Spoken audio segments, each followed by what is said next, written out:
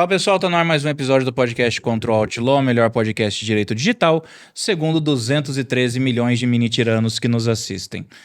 Aqui conosco hoje os professores Antony Gama, doutora Luísa Fatim, para a gente bater um papo sobre educação em inteligência artificial. A gente tem visto aí várias notícias, né? Que, por um lado, são animadoras, mostrando todo o potencial que a inteligência artificial tem para revolucionar o ensino e o aprendizado como a gente conhece, mas a gente também tem visto algumas notícias preocupantes, né? Como, por exemplo, a IA está deixando as pessoas mais burras. Então a gente tem que tentar encontrar aquele ponto de equilíbrio para ver até onde está saudável usar a tecnologia na educação e como usar a tecnologia na educação. E aí, pessoal, como é que vocês estão? Bom dia, meus amigos. Eu estou ótimo. Inteligência artificial na educação, a gente tem São vários pontos a serem analisados, né? Porque a própria educação tem diversas camadas, até mesmo de idade, bem como de níveis. Então, e vocês vão ver no decorrer do episódio, eu vou trazer até algumas pesquisas. Tem quem fale de todos os lados, até onde é bom usar, até quando fica perigoso, qual é o melhor tipo de uso. São vários tópicos que nós temos para abordar, né? Então, como sempre, um tema muito bom de discutirmos aqui. Eu adoro esse tema. Sugestão.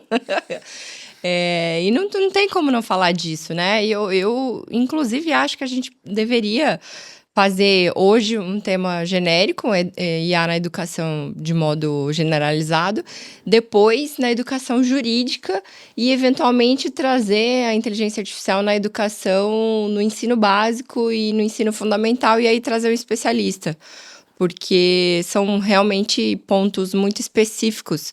Então, se a gente focar na educação como um todo, hoje acho que vai dar bom. E é isso aí, pessoal. E já segue a gente nas nossas redes sociais, @control_alt_law, tanto no Instagram, quanto no TikTok, quanto no YouTube. Sempre você vai encontrar lá cortes e conteúdos exclusivos para além do nosso episódio. Segue a gente também no Instagram, @rafaelchaia.dv, @lufatim, @antony.dv, @raissavpavon e @oluizbino. Segue também o perfil do nosso apoiador, a ANAD, anad.brasil no Instagram. Eles apoiam a gente e já demos a dica, hein? Esse ano vai ter CONAD, Congresso da ANAD, lá em São Paulo, nos dias 16 e 17 de outubro, né? 16 e 17 de outubro, no auditório... 17 e 18. 17 e 18 de outubro, no auditório da SPM, se me falha a memória. Auditório da SPM. Então, entra no perfil da ANAD, entra no site da ANAD, anad.org, e busque mais informações. O evento desse ano estará sensacional. Vamos dar o pontapé inicial, então? Trazendo aí aquele pesadelo dos professores, né? É meio que cíclico. Quando a internet surgiu... É 16 e 17. 16 e 17? Então acertei, tá? Que fique registrado. Então, assim, aquele pesadelo dos professores. O troço é meio cíclico, né? Veio a internet, todo mundo começou a ter medo da internet, que a internet ia atrapalhar a educação. Aí veio o Google, o Google se tornou o vilão. Aliás, até antes, né? Antes da internet a gente tinha CD de enciclopédia. No episódio que você não estava aqui, a gente falou até a máquina de escrever já foi demonizada. Mais além, calculadora. A calculadora. Falaram que ninguém ia se interessar mais por matemática. E a máquina de escrever falaram que as pessoas iam emborrecer. E aliás, fica aqui o meu protesto dos meus professores de matemática, que a vida inteira nunca deixaram usar calculadora na prova, porque usavam o argumento de que você não vai andar com uma calculadora no bolso. E hoje todo mundo anda com uma calculadora no bolso. E Deus que me perdoe, eu sou péssimo em matemática, mesmo com calculadora. Já fica aí a sugestão, cuidado com o anacronismo sempre, e se você estiver vendo esse episódio de podcast em 2029, lembre-se que a gente está gravando ele em 2025, então muitas das nossas previsões podem ser obsoletas ano que vem, ou mesmo daqui 3 meses, né? Ou daqui 3 dias, vai saber, né? Tá tudo andando tudo tão rápido. Não, inclusive, há previsões que foram feitas por nós nos primórdios desse podcast, como, por exemplo, a gente não tinha a preocupação com a inteligência artificial derrubando milhões e milhões de empregos. Na verdade, assim, eu entendo até hoje que a inteligência artificial vai mudar totalmente o paradigma, tal qual a Revolução Industrial modificou. Então, na verdade, muitos postos de trabalho vão ser exterminados, mas outros serão criados. Já fizeram até levantamento que diz que vai ser criado mais oportunidade de trabalho do que perda de postos de trabalho. Só que até chegar nesse ponto, sim, É uma muita gente transição vai bem rodar. lenta. Vai ser uma transição Sim, muito... a sociedade sempre passa por essas modificações em diversos aspectos, até mesmo se a gente bem lá atrás, em questões de revolução industrial, mudou totalmente a forma de trabalhar das pessoas, as fábricas e tudo mais. Porém, o que é interessante nós trazemos aqui, e eu tenho até um meme que o pessoal fez muito engraçado. É um bar, e nesse bar está a inteligência artificial assustada, assim, com o ser humano bravo com ela, e do lado estava justamente a calculadora. Eram humanos, né? E a calculadora do lado olhou para ela e falou: sua primeira vez aqui? Tipo, mas isso acontece, fica tranquilo. Mas, obviamente, como até mesmo trouxemos, temos pontos que nós temos que debater, e eu, até para incentivar o debate aqui, eu já quero começar com 2 pesquisas que eu peguei, e dessas pesquisas eu quero ouvir a opinião de cada um de vocês, porque isso que é muito bom, tem argumento para os 2 lados. A primeira é do MIT, o MIT gigante na educação, né, lá dos Estados Unidos, o Instituto de Massachusetts, e a notícia é o seguinte: o uso de IA reduz o aprendizado do pensamento crítico, pela pesquisa que eles fizeram. Simultaneamente, a Unesco faz uma pesquisa que dá o seguinte resultado: o uso da IA na educação melhora o desempenho dos alunos. Então, percebo que 2 institutos com uma qualidade imensa, com resultados diferentes na prática. E aqui até já deixo minha opinião. Os 2 estão certos. Os 2 estão certos. A questão está na forma de ser introduzido, a forma de usar. Que eu jogo a bola no peito de vocês para ver a opinião de cada um sobre esse assunto, que é polêmico, mas um polêmico bom dessa vez. Eu concordo que os 2 estão certos, até porque desempenho não tem, na verdade, uma relação diretamente proporcional com o pensamento crítico. Você pode medir desempenho, por exemplo, de uma tarefa totalmente mecanizada. Então, de fato, a própria IA, a gente falando aqui em otimização de tarefas mecanizadas, é natural se pensar que o desempenho vai aumentar. Mas essa questão do pensamento crítico é uma grande preocupação nossa, dos ilustres membros desse podcast, desde sempre, porque, de fato, o exercício do pensamento crítico é algo que pode ser comprometido a depender do uso que cada cidadão faz da IA. Né? E quando a gente fala de IA na educação, é algo que é uma preocupação dos grandes estudiosos em educação no Brasil, porque existe a possibilidade de se implementarem projetos em que o professor se transforma na mera figura de um tutor, por exemplo, né? Deixando ali a inteligência artificial tomar conta daquela sala de aula, ou então vídeos aulas e a tecnologia exercendo o papel de professora e o professor humano sendo só uma figura de tutor. E isso é algo que, pessoalmente, me preocupa muito, pelo menos com os conhecimentos que eu tenho, não me parece o mais adequado. Talvez a gente traga aqui alguém da área de educação e discorde, mas o professor ser colocado como mero tutor, isso primeiro que é um desperdício, né, de potencial humano. Segundo, que a máquina não tem a preocupação com o exercício do pensamento crítico e a formação da convicção humana e a criatividade humana como o professor humano tem. Né? E terceiro que, quanto mais você mecaniza a educação e foca no desempenho, você quer formar o quê? Um exército de trabalhadores que têm um desempenho bom em determinada área, mas que não tem aquele intelecto para discutir outras questões do conhecimento humano. Não é isso que a gente quer. A gente quer usar a inteligência artificial justamente para propiciar que a gente tenha mais tempo para essa formação, né, filosófica, moral e ética. Tanto é que muitos projetos de inteligência artificial mundo afora estão focando no uso da IA para ensinar ética no jardim de infância.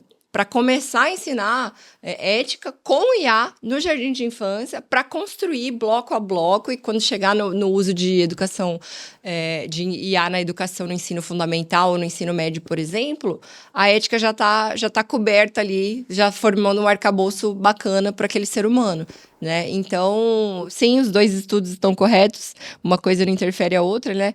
E há de se dizer, sempre a tecnologia exerceu dois papéis, né? Assim, despertou duas coisas no ser humano, né? Primeiro, aquela inspiração, aquela positividade e uma renovação de esperança, e do outro lado ela foi sempre demonizada, porque ao mesmo tempo que ela traz muita coisa boa, ela traz muita coisa ruim.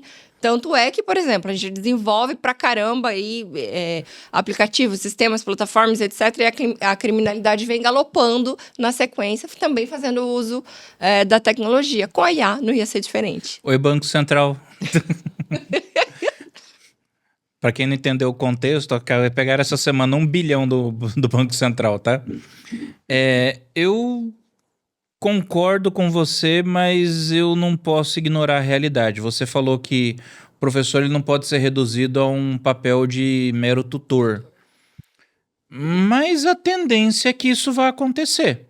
A gente vai ver uma separação entre o conhecimento técnico e o conhecimento humano, e o professor vai ficar responsável pelo conhecimento humano. A questão da filosofia, da ética, do senso crítico, do pensamento dedutivo, indutivo. Aquela parte técnica, a matemática, o português, a geografia, a história, hoje você consegue essa informação de forma muito mais assertiva e detalhada por meio de uma inteligência artificial. E sem enviesamento. Então eu creio que, na verdade, a função do professor, ela vai se transformar. Ele não vai ter o seu papel diminuído. Pelo contrário, eu acho que ele vai se tornar um protagonista ainda maior. Porque senão a gente vai sujeitar... Do jeito certo, né? Se fizer do jeito certo. Porque senão a gente vai sujeitar o aluno à infodemia. O aluno vai ter acesso à inteligência artificial, ele vai ter acesso a uma tonelada de conhecimento, ele vai ter acesso a todo o conhecimento do mundo na palma da mão, só que sem uma orientação, isso não adianta nada. Sem uma orientação que mostre para ele como fazer uso desse conhecimento, como filtrar as informações, como organizar, como refletir, como pensar, não vai adiantar nada. É a mesma coisa que eu pegar toda a coleção da Barça, colocar na mão da criança e falar, ó, estuda que final de semana você tem uma prova. Então eu creio que o papel do professor ele vai sim fazer essa transição, porque vai haver essa separação do conhecimento técnico para o conhecimento humano. E o professor ele vai ter que ter cada vez mais essas qualidades que serão necessárias, como a empatia, a pedagogia, trazer o aluno para si, realmente fazer com que o aluno confie nele, etc. O professor ele já não vai mais poder ser um mero transmissor de conhecimento. Aquele professor que entra em sala de aula, vomita o conteúdo, vira as costas e sai.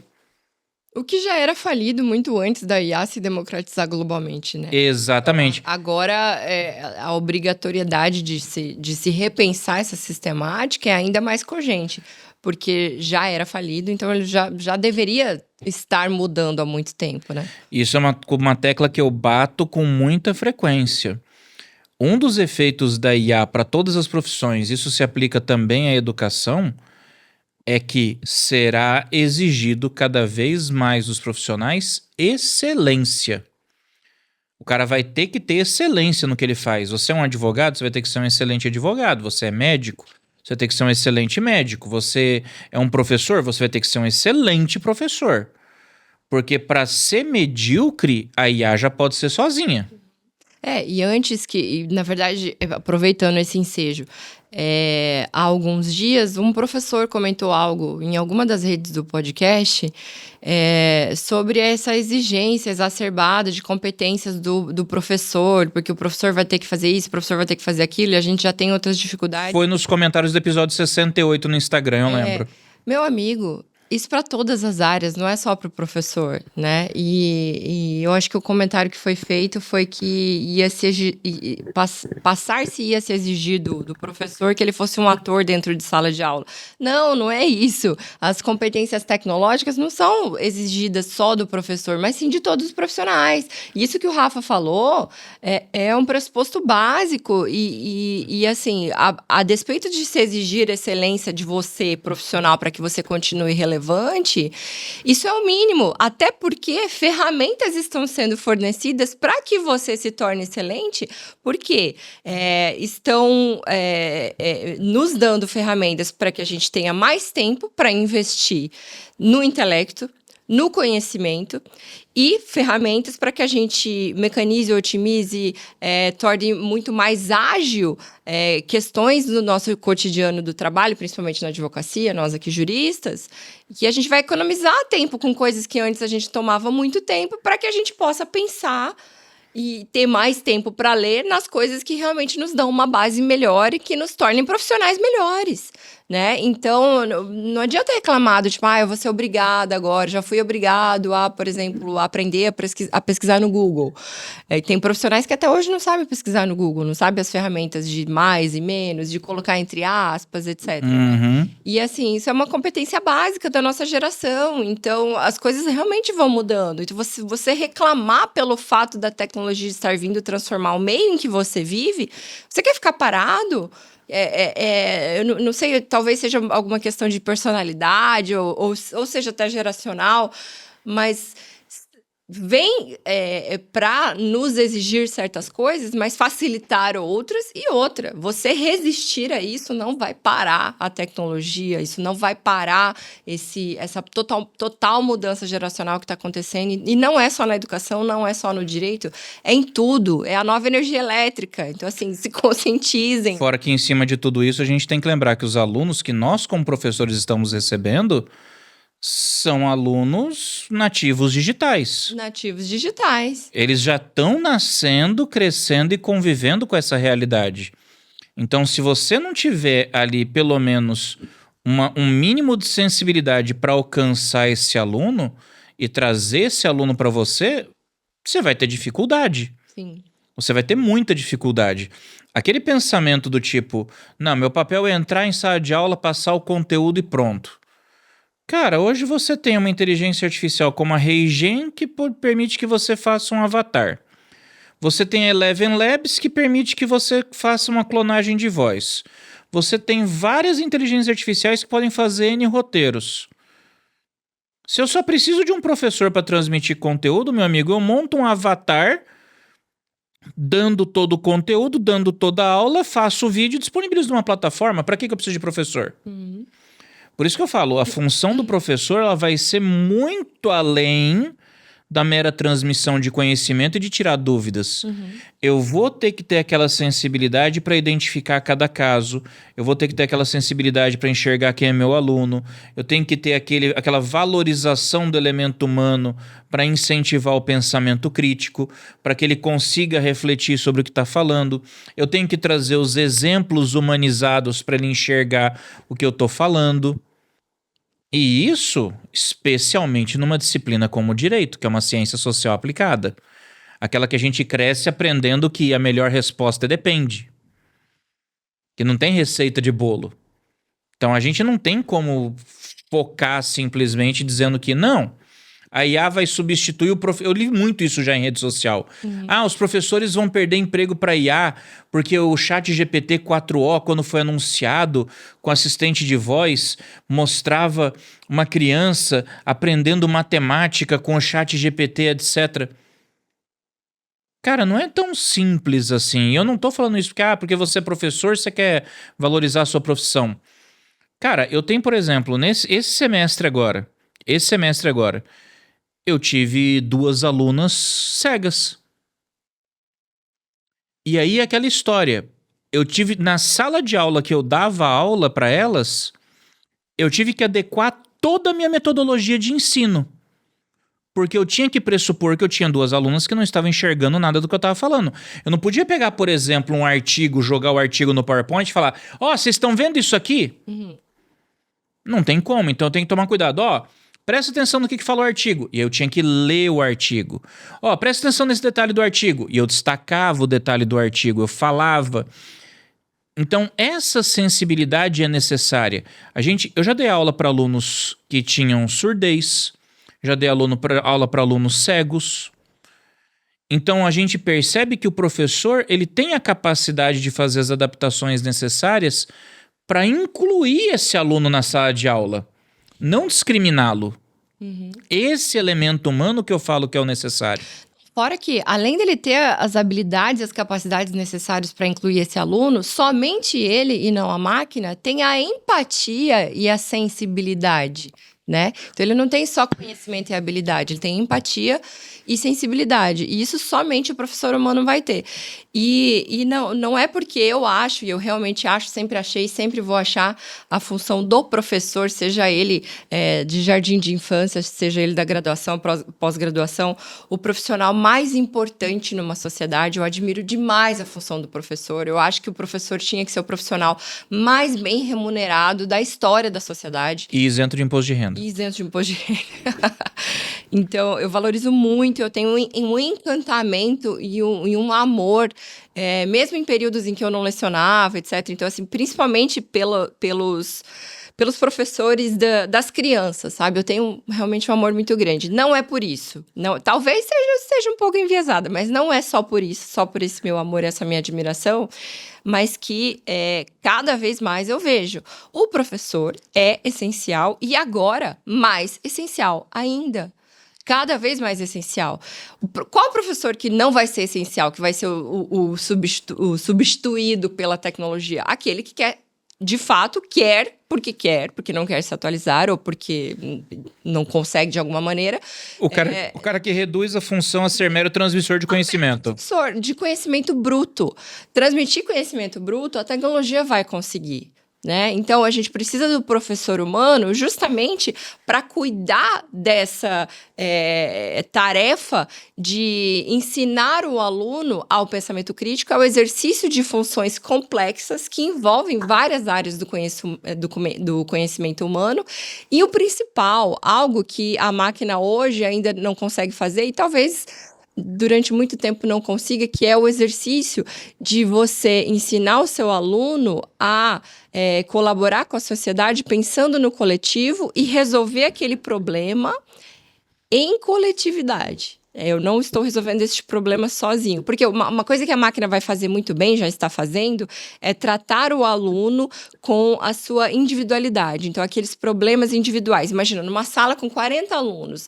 O ideal é que o professor ensine ele, Maria Montessori falava muito isso, né? De acordo com as suas dificuldades, respeitando o que cada aluno tem de potencial e de dificuldade. E a IA vai ajudar muito nisso, né? Inclusive no feedback com os pais, o planejamento que o aluno pode fazer, que o professor pode fazer para cada aluno. Agora, você sentar e ensinar o seu aluno a resolver um problema complexo, tendo ajuda de 5 amiguinhos que pensam diferente, que tiveram criações diferentes, têm religiões diferentes, crenças diferentes, backgrounds diferentes, fizeram jardim de infância em outras escolas, um veio de escola particular, outro de escola pública, outro tem competências mais essenciais, mais desenvolvidas na área de exatas, e o outro na área de humanas. E aí, vamos sentar nós 5 e resolver juntos esse problema? Isso é um professor humano que tem riqueza para conseguir, competência técnica, habilidade para conseguir fazer isso. Isso é muito bonito. Então, vamos vamos enxergar a parte positiva, né? Não a demonização da tecnologia, porque isso aí sempre vai ter. A gente está demonizando essa tecnologia agora. Daqui 10 anos vai ser outra tecnologia que vai ser demonizada, né? Então, vamos focar no positivo, good vibes aqui. Good vibes foi melhor. Good vibes. Ó, eu cumpri minha função social aqui. Eu toquei a bola para vocês e vocês fizeram uns 10 gols seguidos. Me sinto meio de campo honrado aqui. Mas são vários pontos importantes que vocês trouxeram. E aqui, eu, como o mais jovem do podcast, eu trago até uma experiência própria. Nossa, ele quer jogar na cara Vocês que que a são mais gente é velho. idosos, Mas eu sou mesmo. que ficavam escrevendo, etc. Gente, quando eu fiz faculdade, já vai fazer um bom tempo, mas... E até mesmo o ensino fundamental. Quando chega um professor que, literalmente, só joga a matéria no quadro, só coloca um PowerPoint e vai embora, não precisa da inteligência artificial para não prender o aluno. Eu era o aluno que chegava esse professor, eu tirava um cochilo, pegava um celular, a maioria da sala pegava um celular, acontece. Então, isso aí, até prender atenção, a forma de trazer o conteúdo, de aprimorar as habilidades individuais de cada ser humano, são pontos necessários já desde antes da inteligência artificial. Então, manter a atenção de várias pessoas, e hoje, como palestrante, eu aprendi muito sobre isso, manter a atenção das pessoas, isso é maravilhoso, pode ser super legal. Se você ter a didática de transmiti-lo para o outro ser humano, faz muita diferença. E aqui trago até um exemplo. Certa vez eu fui em uma palestra do novo Código Civil ainda, Código de Processo Civil, e teve um dos palestrantes, um painel, ele trouxe muito, muito conteúdo. Sinceramente, foi assim, uma das palestras mais técnicas que eu vi na época, porém, foi maçante de conteúdo. Quase ninguém prestou atenção. Porém, os Você tá falando do professores novo de Código direito, Civil de 2000 Não, processo civil. Ah, do CPC, Código de Processo Civil, 2015. calma. Tá. Eu não, em 2022 eu Em 2002 Você eu não estava está na faculdade. É isso que eu ia falar, 2002, 2002 o Tonho tava não, no 2015, calma, senhor. CPC, então. Enfim, eu fiz a correção até. Mas os professores de processo civil ficaram encantados e anotaram um monte de coisa, eu percebi isso. Os alunos ficaram boiando. E poucos notaram a grandeza de conteúdo que foi passado, porque foi extremamente técnico, mas só que o palestrante na época, ele não teve a didática de transmitir tudo aquilo que ele estava passando. E em um outro tópico, foi um palestrante já mais famoso até e tudo mais, falou assim: 10% de conteúdo do que esse havia dito, porém prendeu a atenção de todo mundo, com diversas técnicas, né, de oratória, etc, e vai além até a utilização de outros skills para chamar a atenção da pessoa, participação e tudo mais. O que é que eu quero dizer com isso? Às vezes, você tem a carga, o conteúdo, tem tudo, mas prender a atenção do ser humano, transmitir conhecimento a outro ser humano, é uma habilidade que precisa ser aprimorada e já desde antes da inteligência artificial. Eu tive uma experiência, eu faço algumas palestras de inteligência artificial em escolas, ensino fundamental e tudo mais, e nessas oportunidades que eu tenho, eu gosto muito de ensinar os alunos a utilizar a inteligência artificial. Isso é um primeiro tabu que a gente tem que quebrar de: "Não, gente, não vamos usar a inteligência artificial nesse momento, etc, etc, etc".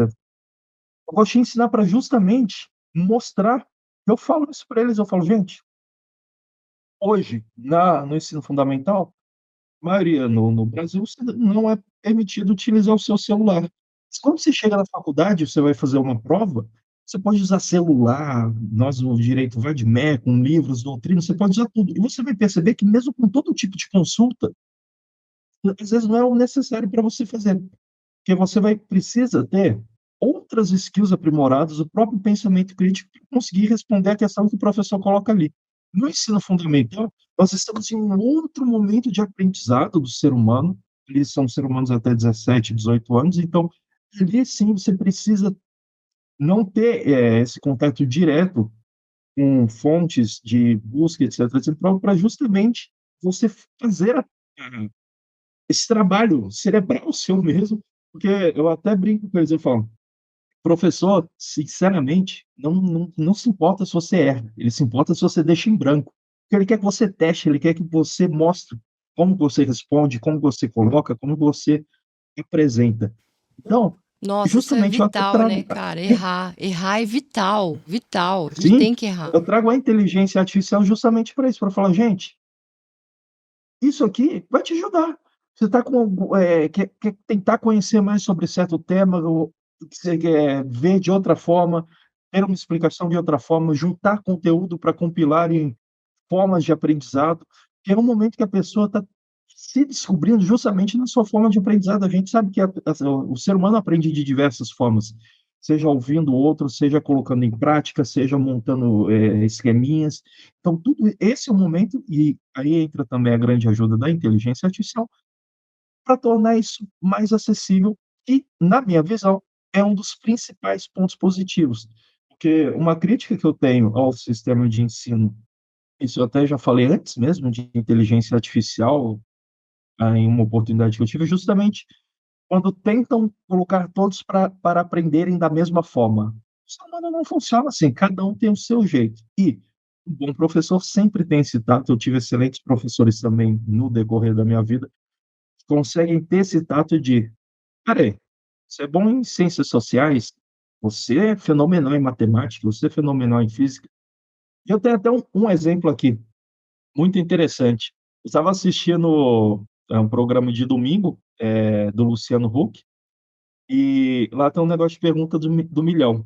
E a pessoa que foi fazer, eu esqueci o nome do sujeito, mas é um sujeito, ele fez doutorado, em física em Harvard, e ele tinha muito problema na escola, até que um professor notou isso nele e falou: "Você é muito bom em física". E aí esse cara que era um aluno ruim, descobriu a sua habilidade, graças a um professor, e esse sujeito ele citou isso, na entrevista com o Luciano Huck, não só a entrevista, né, no bate-papo para ele fazer o programa, o episódio, justamente isso, a importância desse professor na vida dele para mostrar que ele não era burro, ele não era nada do gênero, a skill dele que precisava ser aprimorada. Não, e se você julgar um peixe pela habilidade dele de subir em árvore, ele sempre vai perder. Ele sempre vai ser considerado o burrinho da natureza, né? Então, como esse tato desse professor foi essencial para identificar potencialidades num aluno que talvez fosse considerado o burro atrasado pelo seu desempenho em todas as outras disciplinas. Então, um professor identificou a potencialidade nele, investiu nesse cara e ele se tornou o foda da física. Então, isso é sensacional, né? Agora, voltando para os mecanismos, né? De como a gente pode usar a IA na educação. Tem um exemplo que foi dado por uma professora chilena num programa que eu vi. Ela pedia para que os alunos fizessem uma redação, mas o primeiro rascunho fizessem sozinhos. E somente a segunda versão da redação eles fizessem com o auxílio da IA. Então, colocassem essa redação numa IA para a IA apontar e auxiliá-los. E aí, depois dos apontamentos da IA, que eles fizessem a redação de novo, mas sozinhos de novo. Qual que é a importância disso? Você sempre começar o rascunho você mesmo, humano, sem a IA. Porque se você começar suas ideias com a IA, você já vai ter uma ancoragem. Ela vai plantar as ideias em você.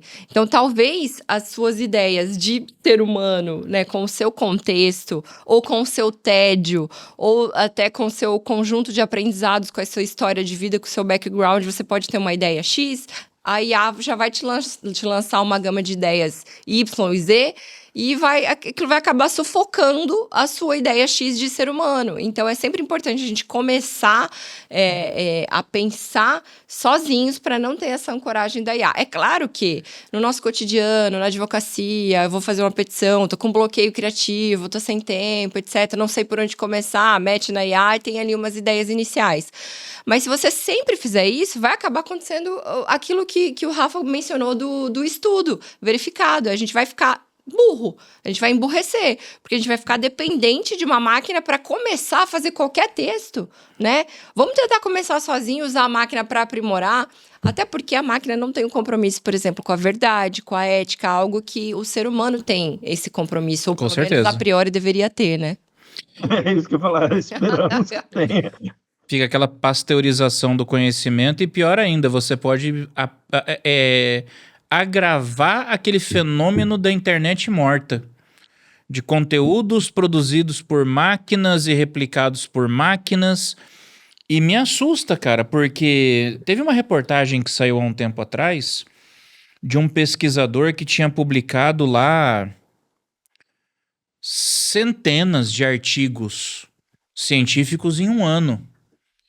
E aí o pessoal foi dar uma olhada, é como se ele estivesse publicando um artigo científico a cada 4, 5 dias.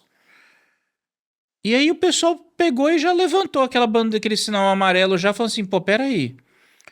Como é que eu não tô falando que ele submeteu um artigo a cada 5 dias. Ele publicou um artigo a cada 5 dias. Isso levantou um monte de alertas. O uso massificado de inteligência artificial para produção científica, revistas científicas sem critérios claros para poder aceitar esses artigos, porque a inteligência artificial ela é prática, ela é ótima, ela é legal, sim, mas ela tem limitações. Eu gosto muito de falar isso. A inteligência artificial generativa, ela na verdade é derivativa. Ela cria a partir de bases de dados pré-estabelecidas. Ela não tem a capacidade criativa que o ser humano tem. Ela não tem a capacidade de criar uma nova tese, ela não tem a capacidade de trazer uma nova ideia, ela não tem uma capacidade de criar uma própria opinião. Ela replica a opinião de terceiros. Você quer dar a sua opinião, você tem que construir a sua opinião.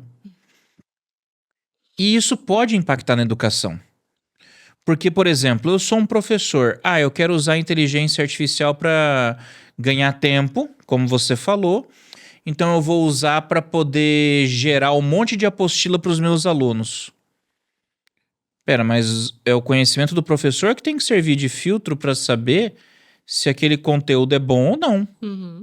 Porque IA E alucina. não só bom ou não, se possível da pessoa, do aluno, absorver naquele momento do estágio do ensino dele aquele conteúdo. Com certeza. Porque é faseado também o aprendizado. Não adianta você chegar com algo extremamente técnico no início, tem que seguir uma ordem correta, né?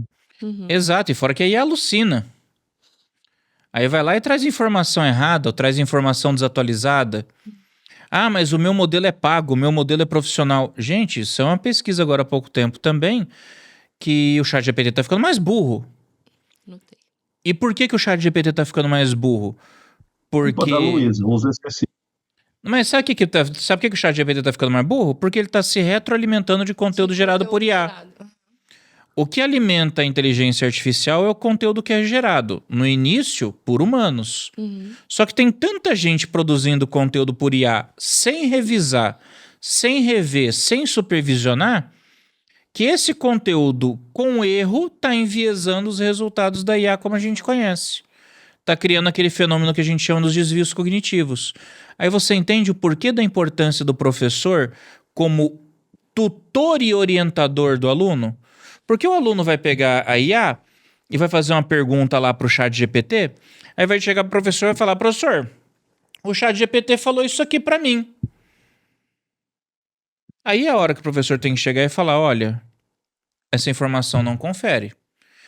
Pergunta para o ChatGPT se essa informação realmente está certa, pede para ele as fontes que ele pesquisou para verificar se essa informação está certa realmente ou não. Quantas vezes o ChatGPT já me deu informação que eu sabia que estava errada e eu corrigi o ChatGPT dizendo: a informação que você me passou está errada. O ChatGPT vem e responde: você tem razão, aqui está a informação certa agora. Quer dizer, Tem acontecido muito isso. por isso você tem que ter aquele senso crítico. E aí entra o papel do professor de orientar o aluno a usar a ferramenta de forma certa. Eu vejo, por exemplo, a Universidade de Paris chegou a publicar uma normativa interna dizendo que baniu-se o ChatGPT do campus e os alunos seriam punidos se eles utilizassem ChatGPT nas aulas. Eu acho contraproducente pra caramba, porque todo mundo vai usar ChatGPT. Não é a hora de você pegar esse aluno, trazer esse aluno e falar: o negócio é o seguinte, eu sei que você vai usar ChatGPT. Usa como coadjuvante. Mas deixa eu te ensinar a usar ele de forma certa. Vem Exato. cá. Eu vou te ensinar como é que você vai usar ele de forma certa. Você vai usar assim, assim, assim. Você tem que ter cuidado com isso, com isso, com isso. Quando você precisar de tal coisa, você vai fazer assim, assim, assado. Orienta para usar de forma certa e sempre trazendo aquele alerta, Só que para você poder fazer isso aqui que eu tô te ensinando, quem tem que ter o conhecimento é você. Porque se você não tiver o conhecimento, você não vai saber fazer de forma certa. Foi o que eu fiz com os meus alunos de prática processual. Prática processual é uma disciplina que a gente tem na universidade, que a gente prepara os alunos para o estágio supervisionado, ensinando para eles as petições. Eu dou prática processual penal. Então eu ensino umas 12 petições para eles ao longo do semestre. As básicas, as fundamentais. liberdade provisória, revogação de preventiva, resposta à acusação, alegações finais, apelação criminal, agravos, embargos. A gente ensina essas peças. Eu, no primeiro dia de aula, falei pra eles, gente, eu sei que vocês vão usar ChatGPT pra fazer a peça. Os exercícios são casos, bem esquema segunda fase de OAB, que eles têm que pegar as informações e fazer a peça. Eu falei, eu sei que vocês vão pegar o caso, vocês vão jogar no ChatGPT e vão pedir para ele gerar a petição para vocês. Eu não vejo nada de errado em vocês fazerem isso. Eu sou advogado e no meu escritório eu também trabalho com inteligência artificial. Eu uso Gemini, eu uso Perplexity, eu uso o Notebook LM, eu uso Manus. O ChatGPT, ironicamente, é uma das que eu não uso hoje em dia mais. Só que deixa eu ensinar pra vocês usarem de forma certa. Sabe por quê? Eu quero que vocês aprendam a fazer a petição por conta. Eu quero que vocês saibam fazer a petição. Você tem que saber estruturar a petição. Você tem que saber o que você está fazendo. Quando você aprender, aí você pode passar para automação. Porque quando você automatizar e ela fizer a petição para você, ao saber como faz, você vai bater o olho, vai revisar e vai falar, isso aqui tá errado, isso aqui tá errado, isso aqui tá errado. E você corrige. Curadoria. Exato. Isso eu posso usar, isso eu não posso usar. Exato. Esse parágrafo aqui, ok. Além de adequado, tecnicamente correto, ficou bem redigido. Se ficou mal redigido, você pode tanto redigir por si, quanto orientá-la para que ela redija Eu melhor. acho que é esse o papel que eu, como professor, tenho que fazer agora. Ó, eu sei que vocês vão usar, eu não vou proibir vocês de usar, mas aprendam a fazer de forma certa, eu vou ensinar vocês de forma certa, eu vou dar o passo a passo, eu vou ensinar a estrutura da peça, eu vou explicar para vocês para que cada parte da peça se presta, desde o endereçamento, qualificação, fatos, direito, pedido, local, data, assinatura, tudo.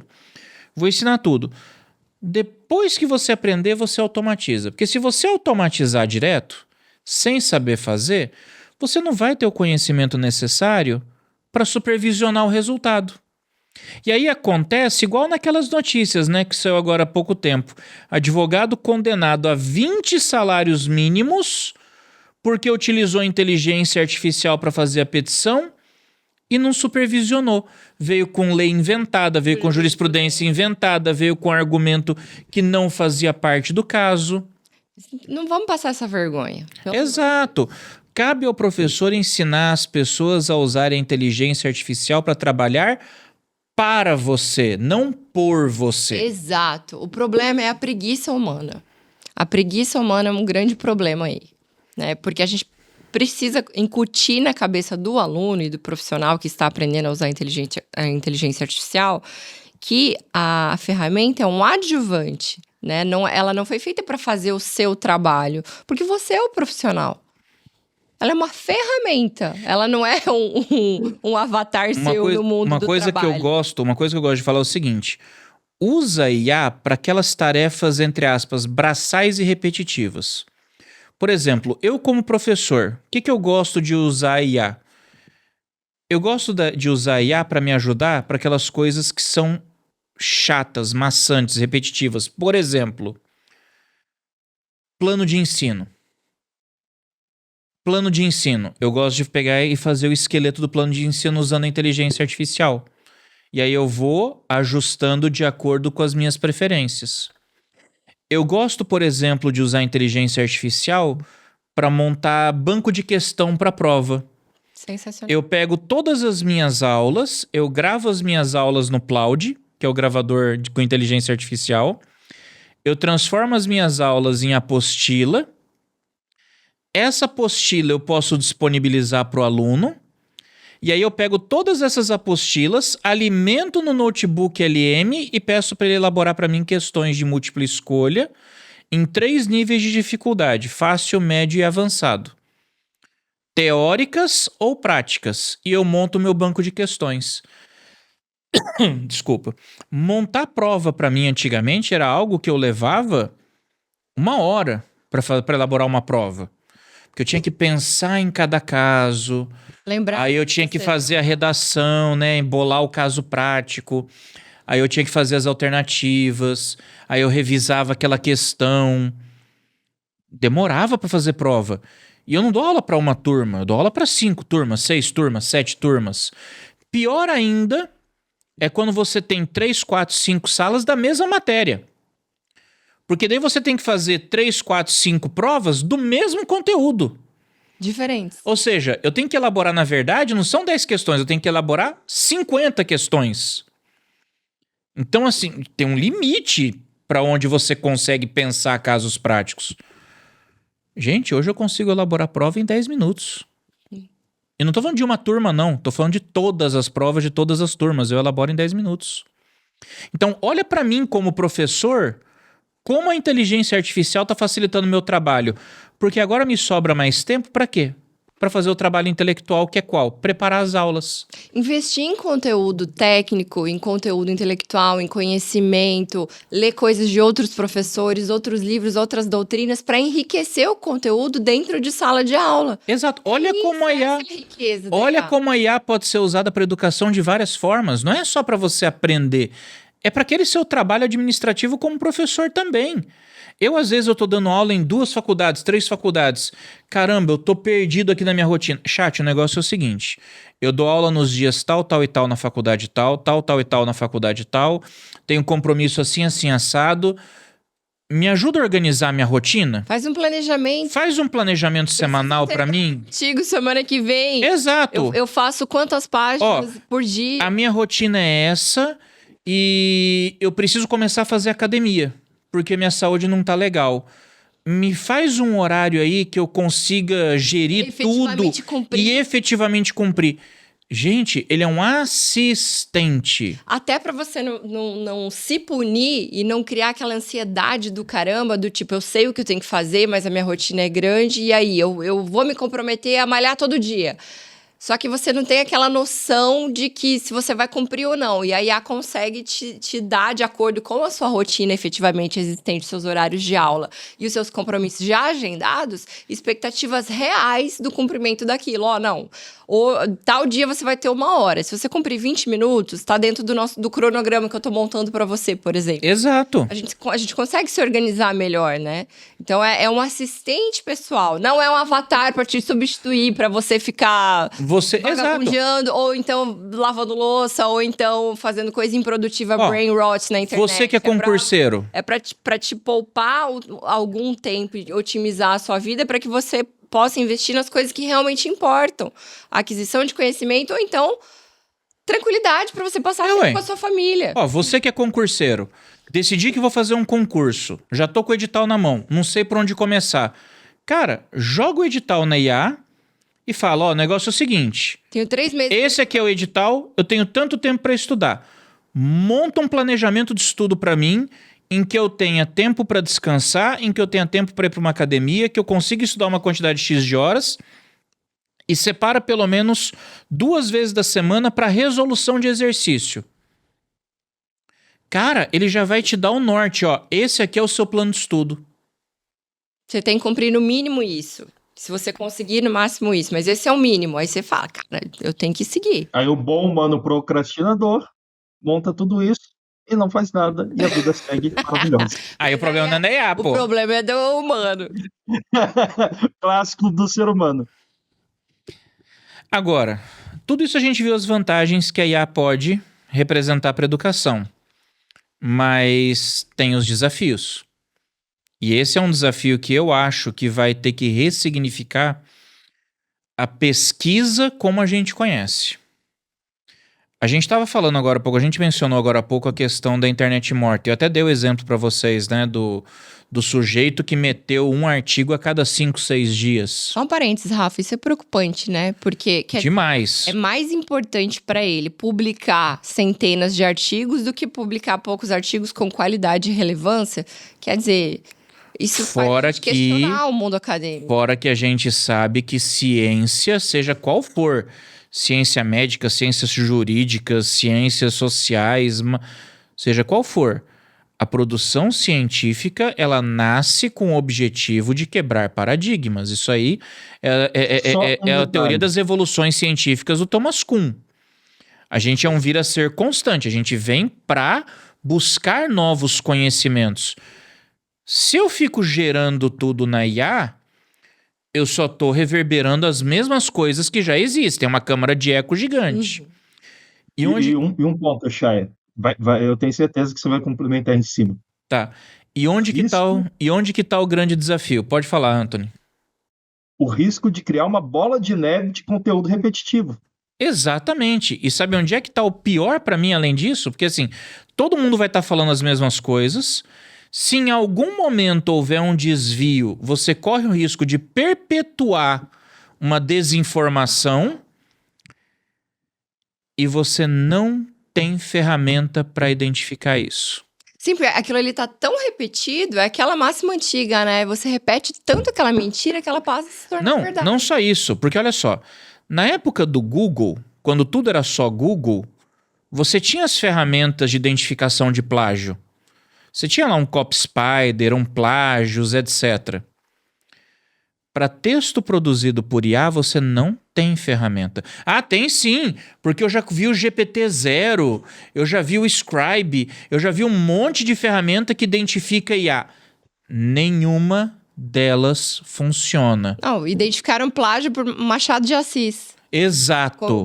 Plágio não, desculpa. Como se Machado tivesse Automatização. automatizado o livro dele, numa época que nem computador existia. Eu, pessoalmente, já testei mais de 10 ferramentas de identificação de automatização de texto. Todas deram falso positivo. Todas. Fiz 2 testes. Um artigo que eu publiquei em 2008. Você mesmo. Eu escrevi em 2008. Você escreveu na unha. Sim. Peguei um artigo que eu escrevi em 2008 e peguei a minha monografia de graduação, que é de 2002. As duas ele acusou como IA. As duas, 80%, 90% em média. Nos Estados Unidos, pegaram a Declaração da Independência dos Estados Unidos, acusou 90% de IA. Pegaram Machado de Assis, acusou IA. Pegaram Monteiro Lobato, acusaram IA.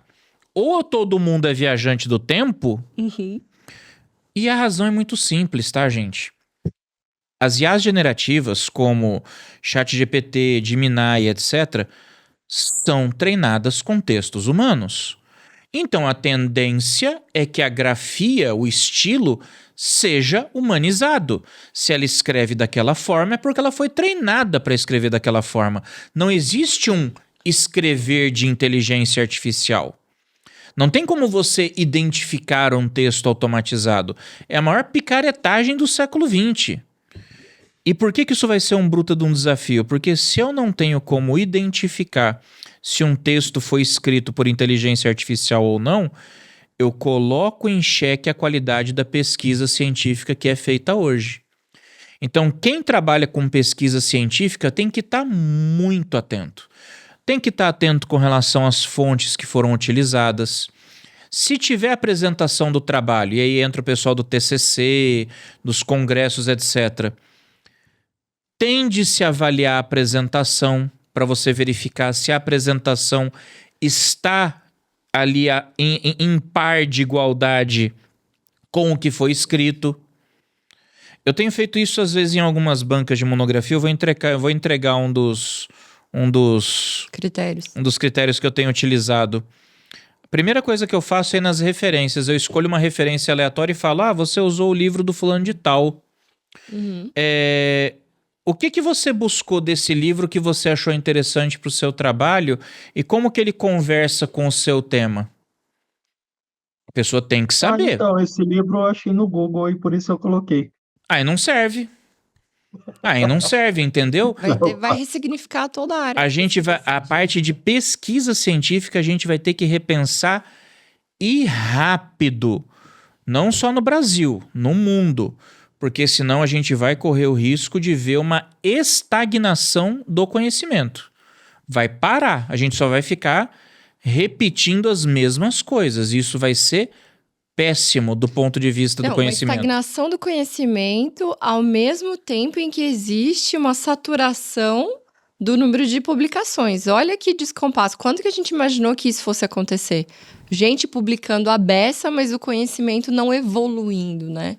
Então É igual aquele juiz do Maranhão que pulou de 70 ou 60 sentenças para 900 sentenças de um mês pro outro, se né? forem 900 sentenças de qualidade, ok, mas se for... Não, tudo errado. O cara tá sendo investigado, CNJ viu, tudo torto.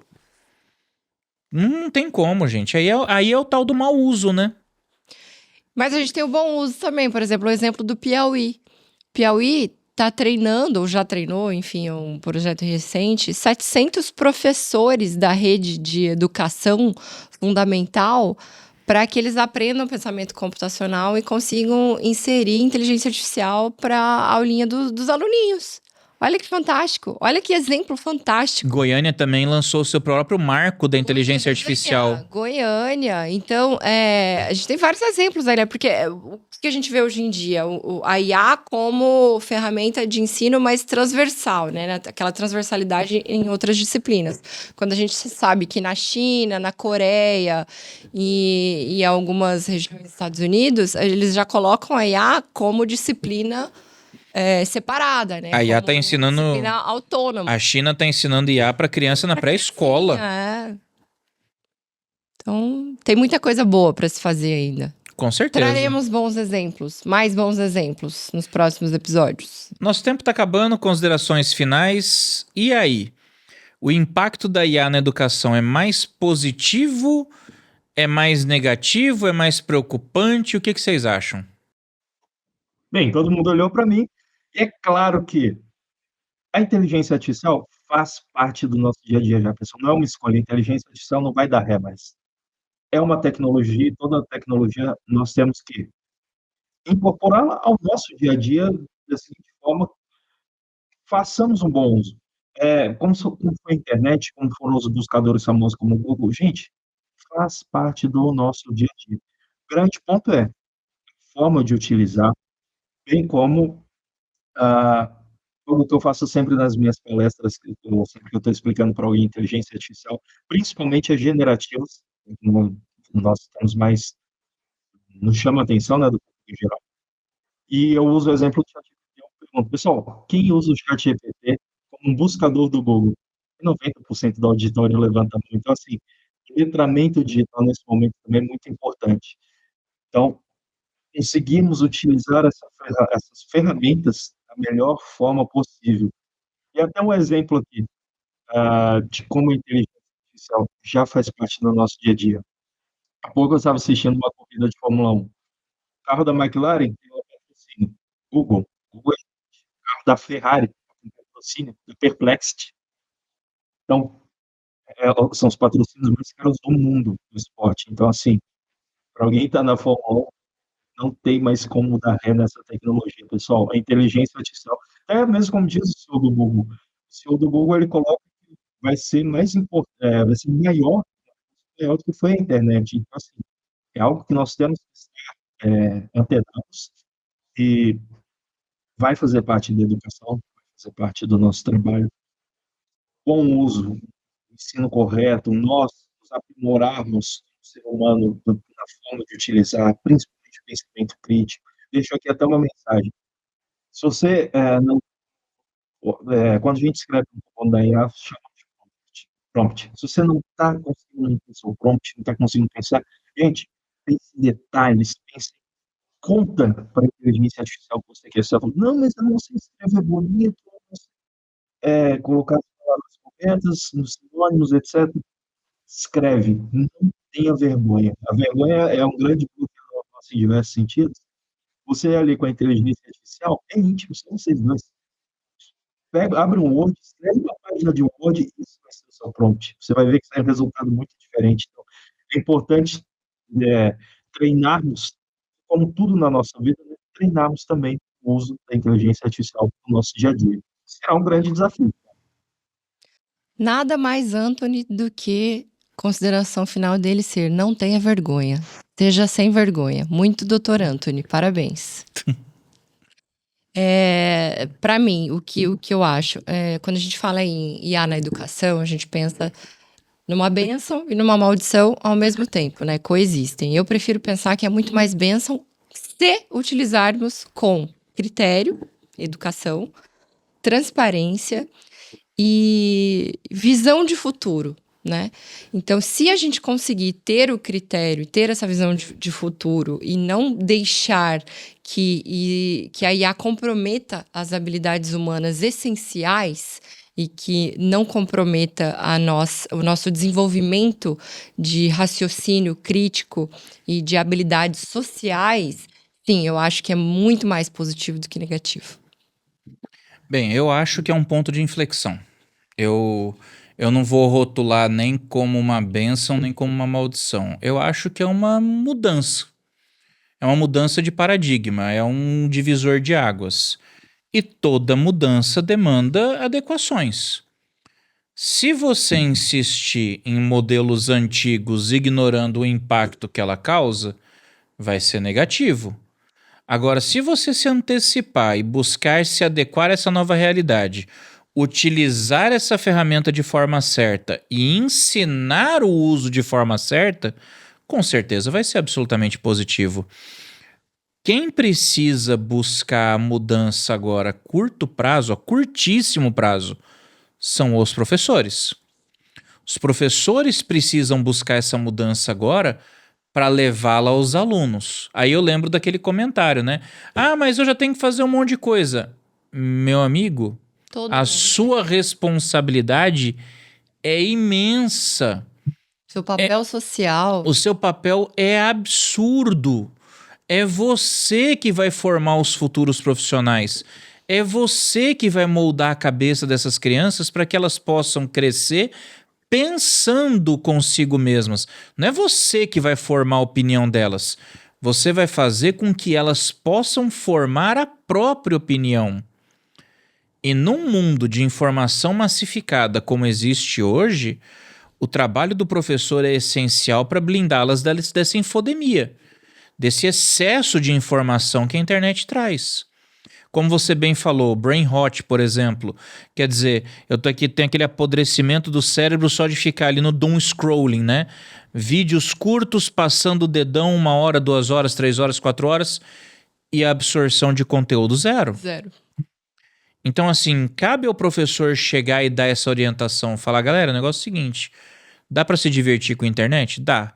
Dá para você ter ali o seu momento de diversão? Dá, mas aproveita que você tá no TikTok, aproveita que você tá no Instagram, tem muito influenciador com dica de português, com dica de matemática, com dica de literatura, com dica de história, e que fazem isso de uma forma extremamente lúdica, extremamente acessível, sabe?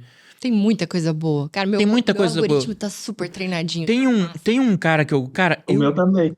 Eu gosto de seguir esse cara porque ele ensina matemática e física. Só que ele ensina matemática e física fazendo uns cálculos assim absurdos. Não é cálculo absurdo. Tipo, o Lula falou que tirou 13 bilhões de pessoas da fome. Vamos fazer o cálculo. 13 bilhões, a pessoa come 3 refeições por dia, cada refeição tem tantas calorias. Então essas pessoas teriam que fazer tantas refeições, no total de tantas calorias, dividido por 13 bilhões são necessárias. Cara, então assim, ele pega situações mais absurdas. Quantas massas cabem no inferno? Tipo assim, o pessoal falou que tá quente igual o inferno. Vamos ver se realmente tá quente igual o inferno. O inferno tem uma temperatura de tanto, porque o fogo tem a temperatura de tanto. E ele pega um quadro, ele começa a fazer o cálculo. Quer dizer, ele começa com uma brincadeira, mas quando você presta atenção, você assistiu um vídeo de 4 minutos de um cara fazendo conta de matemática num quadro branco. Sim. E se fosse só uma conta, eu, por exemplo, não ficaria ali, né? Mas quando você traz ou um elemento ridículo, ou humorístico, ou curioso pro ensino, você prende o cara ali, você prende o aluno, né? Então assim, e aí você começa a perceber, caramba, eu comecei a lembrar conteúdos que eu já não lembrava mais. Eu comecei a lembrar função. Coisa que ele aprendeu no século passado, né? Exato, literalmente no século passado. Aprendi em 98, pô. Literalmente no século passado. Eu comecei a lembrar conteúdos de matemática que eu tive há 27, 28 anos atrás. Velho, hein? Velho pra caramba. Eu falei, caramba, missão cumprida. Agora imagina se você é o cara que tá na escola estudando aquilo naquele momento. Pô, é sensacional. Imagina você pegar um cara fazendo uma sketch de humor pra falar, por exemplo, se Capitu traiu o Bentinho ou não. Uhum. Você pode criar um podcast hoje em 5 minutos com conteúdo bruto que você coloca ali. Usando notebook LM. Faz o notebook LM, um podcast de 5 minutos ali. Aliás, pra ó, discutir para gramática. fins de educação, hein? Fica essa dica pra você que é estudante. Não tem, olha, uma das melhores ferramentas pra você estudar ainda é o notebook LM. Se você não começou a usar, aprende a usar. Faz resumo, faz mapa mental, tem podcast, monta tabela, faz tudo pra você Patrocina estudar. a gente, notebook LM. Ô Google. A gente bota um Google coloridinho ali ó, na mesa. Muito bom. Pessoal, e não deixa de seguir a gente nas nossas redes sociais, @contra_out_law, tanto no Instagram, quanto no YouTube, quanto no TikTok, tá? Muito obrigado pela audiência de vocês, fiquem com Deus, até a próxima e fui!